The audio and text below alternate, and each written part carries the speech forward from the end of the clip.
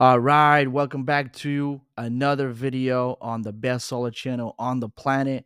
This one's going to be jam-packed with value. This is probably one of the most requested videos that I get on the channel. Now, I do want to say something.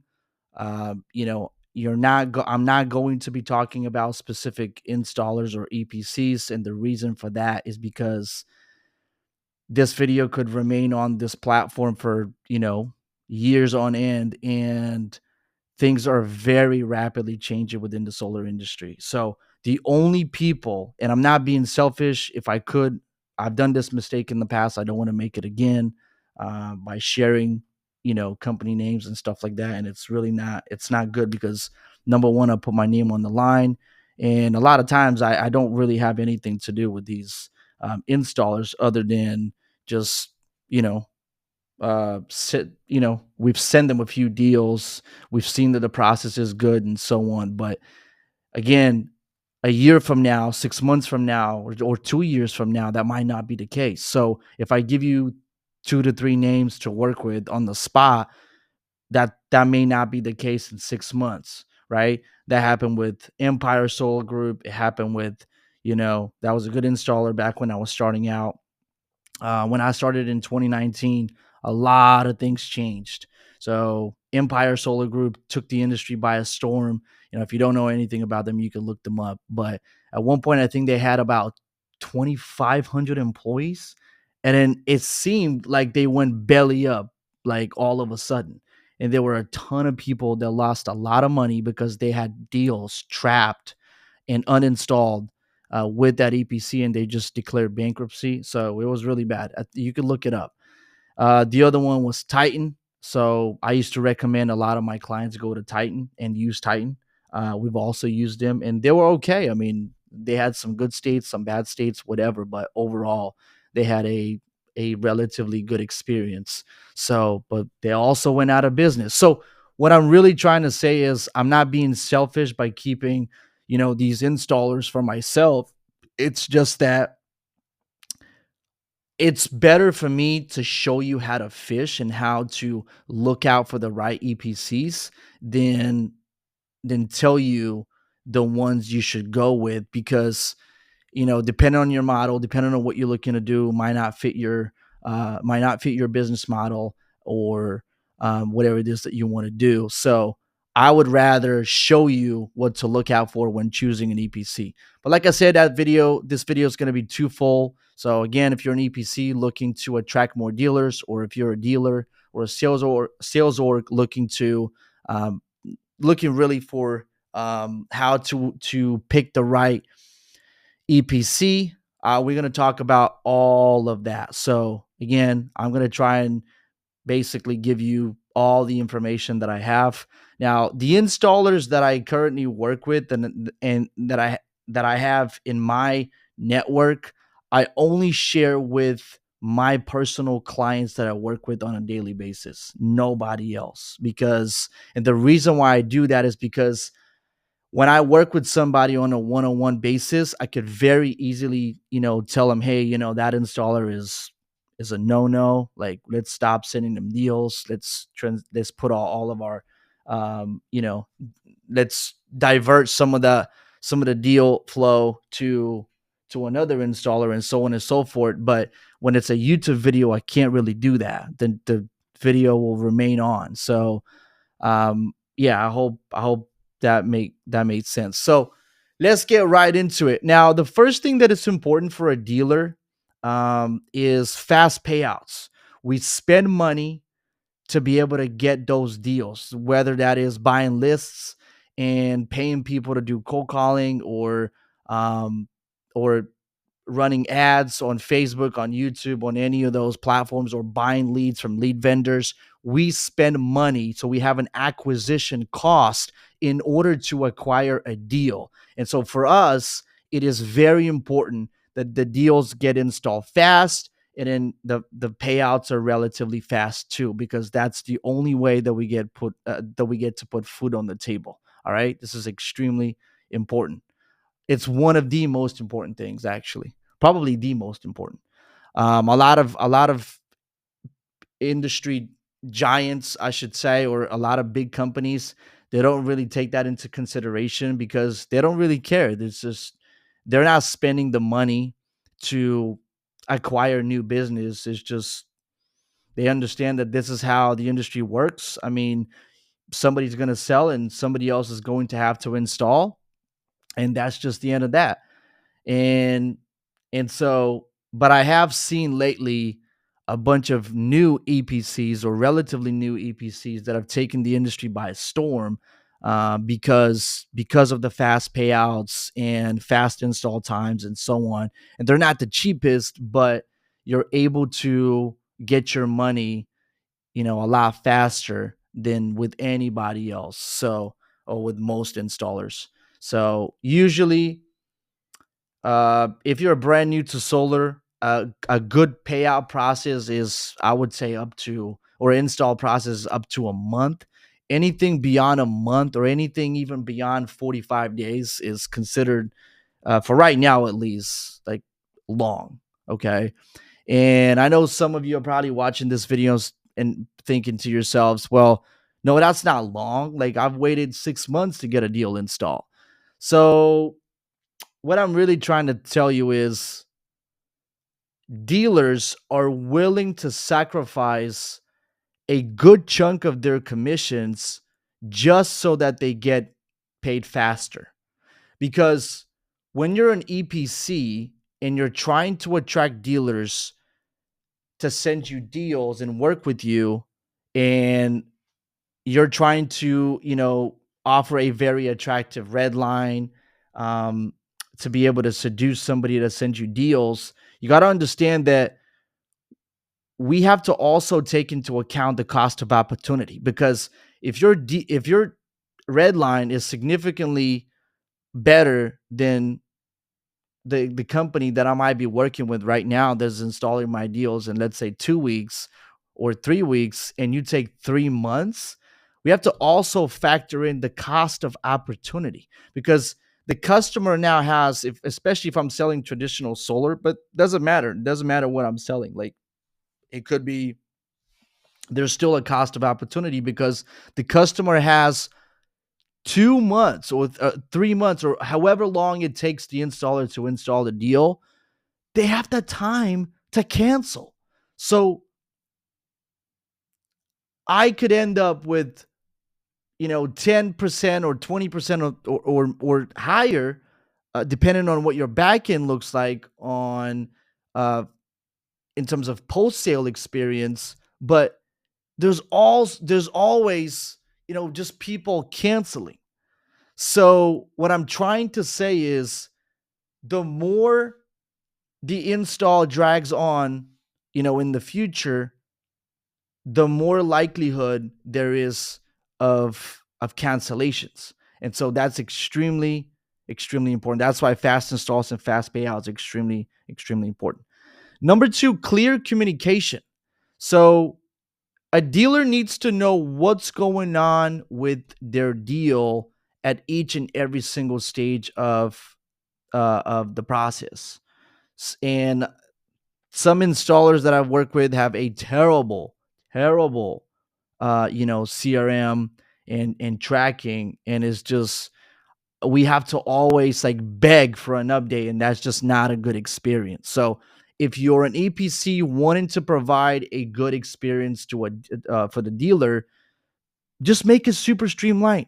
You should be the company or the people that are chasing the dealer, or not the other way around. So this is very important.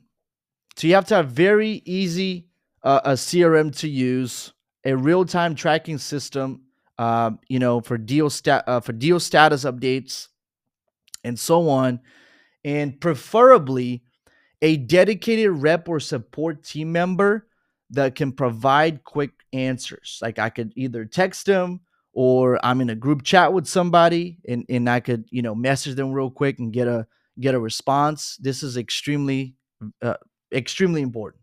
Like communication for me is number 2. Number 3 is providing a great onboarding experience. So, how smooth is the process for onboarding a dealer to start submitting deals? Because you have to understand these things. If somebody like myself shows up and I tell an installer, hey, we're looking to install in a bunch of different states, right?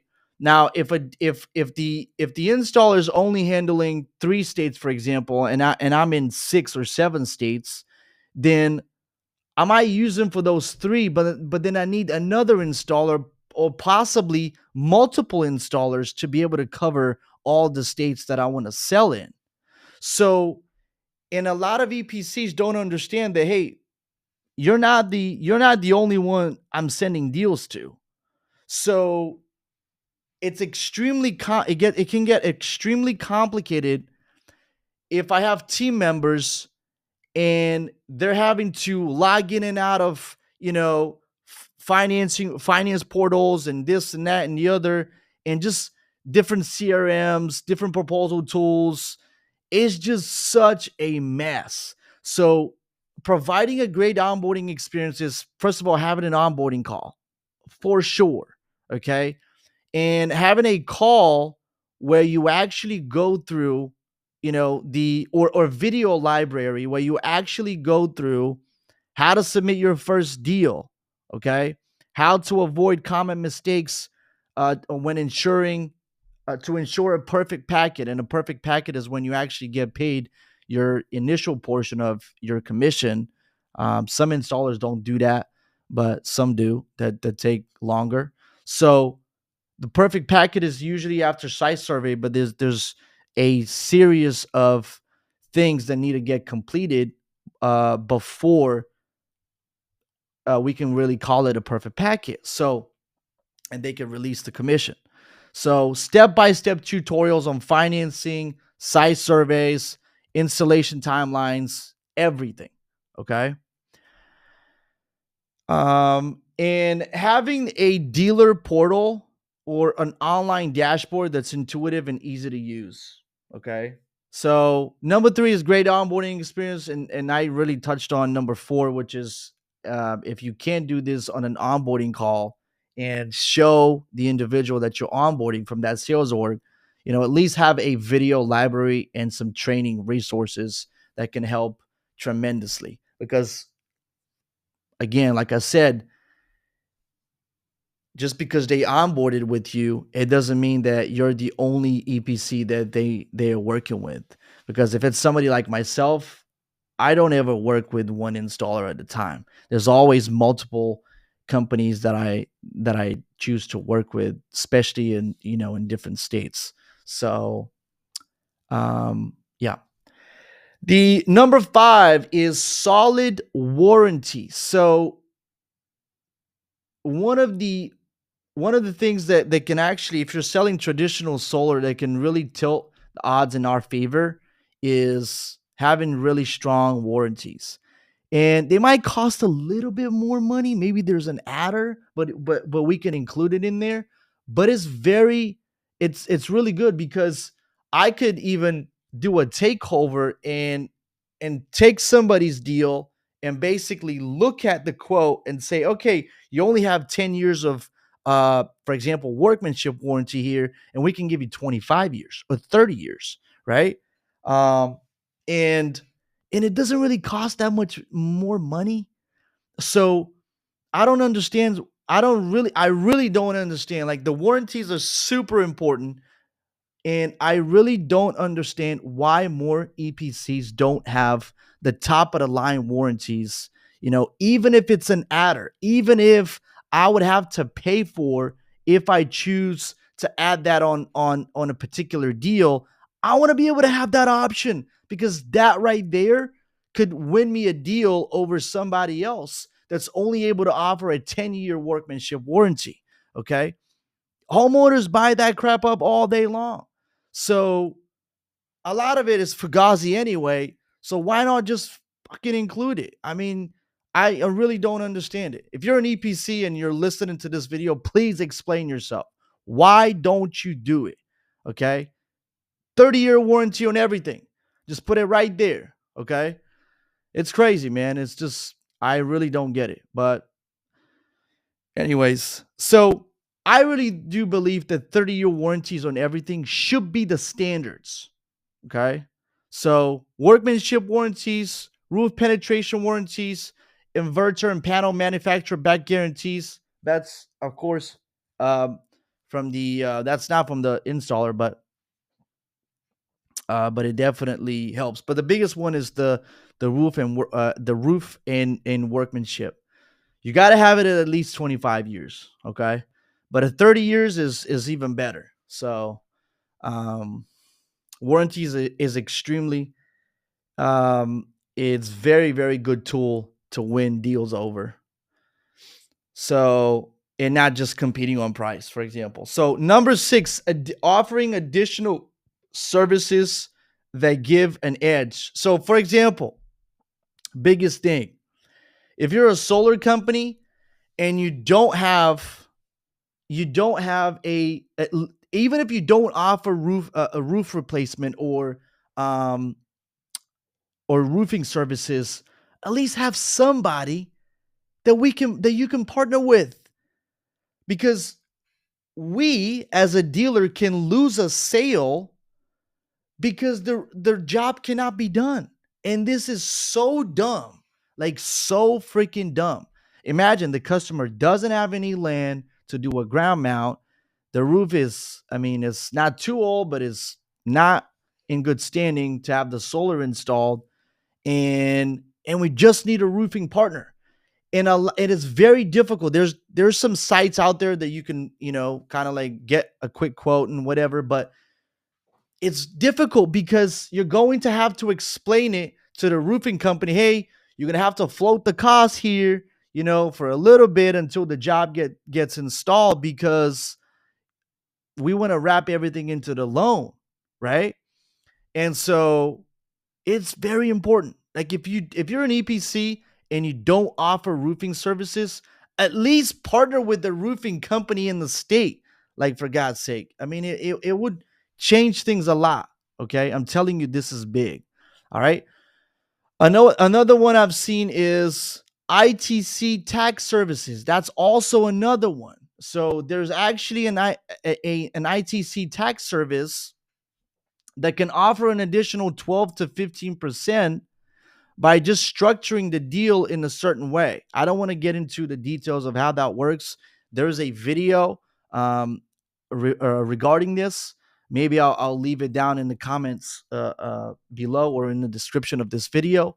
But there's a video explaining how that works. And you, as an EPC, you can reach out to that company and you could start working with them, because this is an adder for a dealer. This is an adder. It probably costs around, usually costs around, $500, $600-700 and whatnot.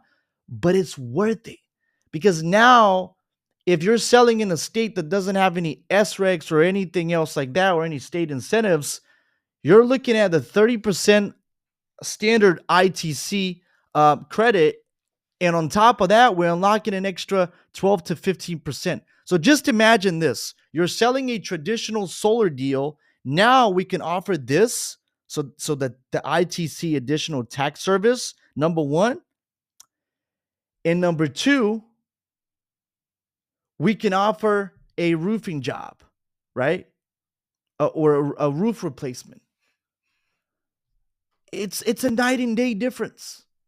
Like it's not even in the same ballpark. So trust me, it's it makes the difference. Um, but even if they don't need a roofing job done, if you just have the ITC tax service, and then you also have these solid warranties, I'm already winning that deal. I could tell you that. And I could actually sell that deal, you know, at probably a little bit more of um a profit than the last company, because now I've explained to the homeowner that, hey, if you go with the other company, your workmanship's limited. So the value of the whole system's limited because of this. And they see it. And it's very easy. So And on top of that, the ITC is unlocking an extra, percentage on how much they can get back from the federal government. So that's wonderful. So, lastly, how to vet an EPC. Um, One, you got to check their track record. Okay. Now that I've been in the industry for so long, I just ask my network. I ask my network for recommendations. I know a lot of people in the industry, and I'm very fortunate to be able to text a few people that or text the right ones that they can tell me, hey, I've worked with this one, they're solid. Don't work with that one, they're shit, and so on. But you can check their track record, check their Google reviews, okay? Ask people in the industry, right? In a Facebook group, for example, if they've used them, um, you know, and also read dealer reviews if you have if you can get that. Usually, a lot of dealers talk to each other in a in Facebook groups, so that's something that you can also do. Ask about project timeline. So, how long does it take for an install to take place in this state and then that state and then I usually ask them, "Hey, what are your best states? If you're in 5 states or 10 states, what are your top states? I want to start with those." Okay? What are the timelines on those? And let's begin there, right? So, another thing is, which is kind of like an insider thing, um you can know where the company is going if you have somebody on the inside. So, if you basically befriend somebody from the company, you can have an insider look into what's really going on, um, without having to be the last one to find out. Kind of like what happened with Titan Solar and with Empire Solar Group and so on. Like there's a lot of people that were the last to find out with a bunch of jobs in the pipeline that never got paid out on. So that's not a good situation to be in. So again, check their track record, read reviews in Facebook groups, ask them once you get them on the call about how quickly they install, you know, and you got to look at their tech stack. What proposal tools do they use? Do they have a user friendly CRM? Do they have a like a video library showing what it is? Do they have very open kind of like adder sheets on everything? What about the the the the dealer fees on each and every single financier? Um, Another thing that can actually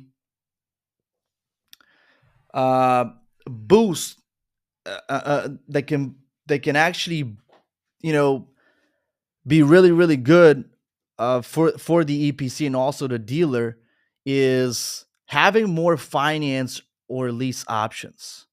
That can never hurt anybody. Even if you think I'm only working with these two, or we only have these two and they're the best, they're always you got to understand that these financing companies always compete with each other. So they come out with different programs, different whatever, and so it's worth to have relationships with more of those financing companies if you're an EPC.